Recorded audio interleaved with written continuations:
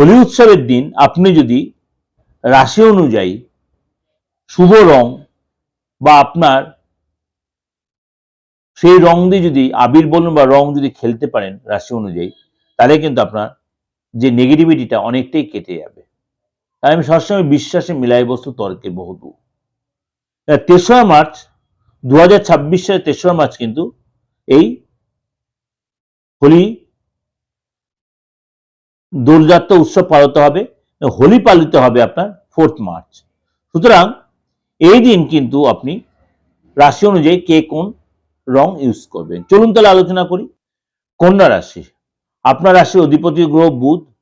আপনি এই দিন নিজের সাকসেসের জন্য, সফলতার জন্য, বাধা বিঘ্ন কাটানোর জন্য অবশ্যই এই দিন আপনি যদি হলুদ ইউজ করতে পারেন, হলুদ রঙের কালার এবং হলুদ রং ইউজ করতে পারেন, সবুজ, হালকা সবুজ ইউজ, হালকা সবুজ, ডিপ সবুজ নয়, আপনার জন্য যথেষ্ট ভালো ইতিবাচক প্রভাব ফেলবে।